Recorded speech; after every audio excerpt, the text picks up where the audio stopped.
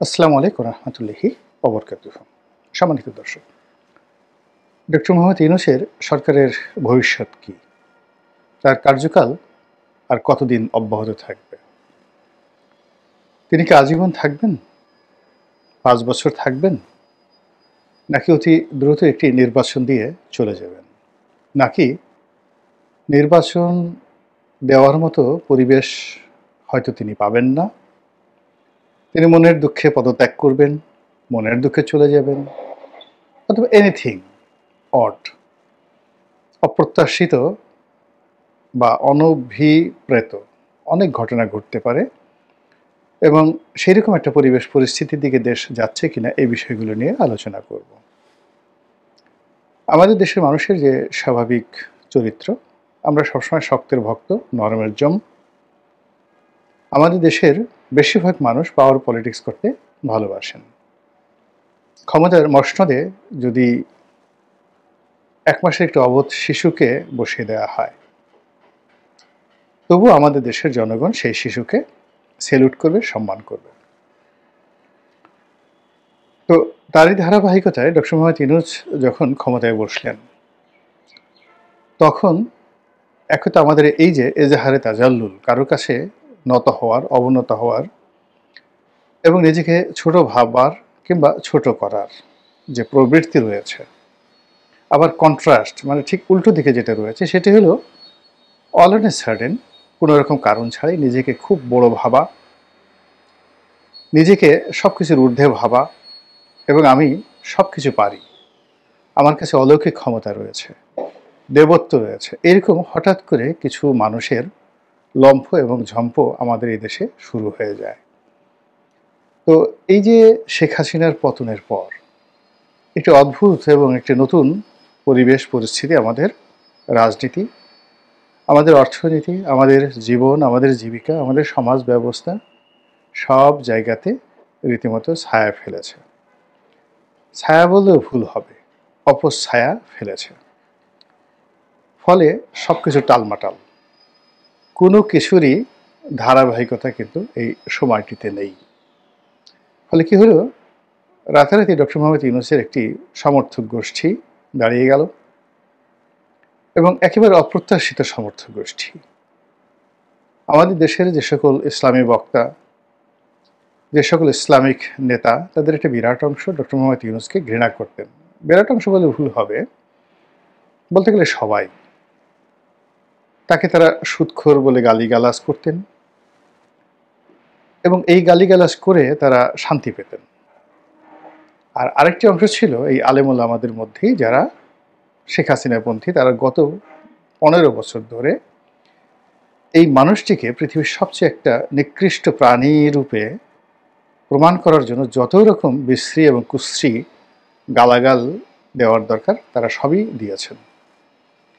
কিন্তু অবাক করার ব্যাপার হলো যে ডক্টর মোহাম্মদ ইউনূস ক্ষমতা লাভের পরে হাতে গোনা ২-৪ জন ইসলামী বক্তা অথবা তৌহিদি জনতার খুব অল্প একটি অংশ তাদের যে অতীতের কথাবার্তা সেগুলো তারা স্মরণ রেখেছেন। অনেকে চুপচাপ থেকেছেন বা রয়েছেন, বা অনেকে হালকাভাবে ডক্টর মোহাম্মদ ইউনূসকে একেবারে মোলায়েম স্বরে তাকে স্মরণ করিয়ে দেওয়ার চেষ্টা করছেন যে তিনি আসলে এইরকমই। কিন্তু বাকি যারা খুব উগ্র ছিলেন, ভীষণ রকম উগ্র ছিলেন, সে সকল লোক তাকে কেউ অলি আল্লাহ, তাকে কেউ এ যুগের সবচেয়ে বড় অবতার বা মুজাদ্দেদ অথবা আল্লাহর সবচেয়ে একটা বড় নেয়ামত, এইভাবে ওয়াজ করে, নসিহত করে, বক্তব্য দিয়ে মানুষের মধ্যে একটা সম্ভ্রম পয়দা করার চেষ্টা করছেন, যা কিনা বুমেরাং হয়ে যাচ্ছে। যারা এই সকল কথাবার্তা বলছেন তাদের গ্রহণযোগ্যতা কমে যাচ্ছে, জনপ্রিয়তা কমে যাচ্ছে এবং ওয়াজের ময়দানে তাদের যে গ্রহণযোগ্যতা ছিল এবং তাদের যে একটা ভ্যালু ছিল, ফেস ভ্যালু ছিল, এটাও কিন্তু মারাত্মকভাবে কমে যাচ্ছে। এইগুলো একটা গ্রুপ। দ্বিতীয় আরেকটি গ্রুপ হলো যে এখানে কিংস পার্টি গঠন হচ্ছে।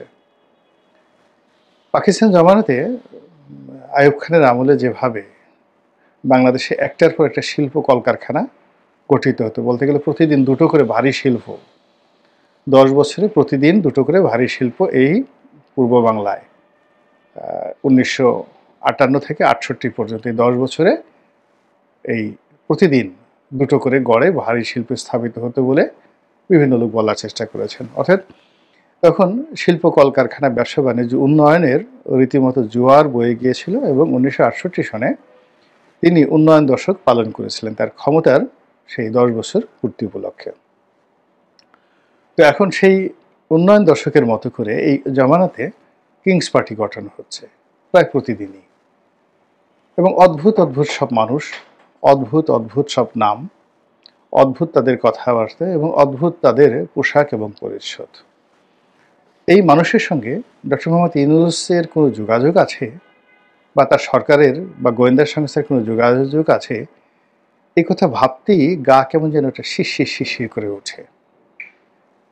3 নম্বরে যে জিনিসটি, সেটি হলো সরকারের যে সকল কর্তা ব্যক্তি তারা ধৈর্য হারিয়ে ফেলেছেন, ভীষণ রকম ধৈর্য হারিয়ে ফেলেছেন।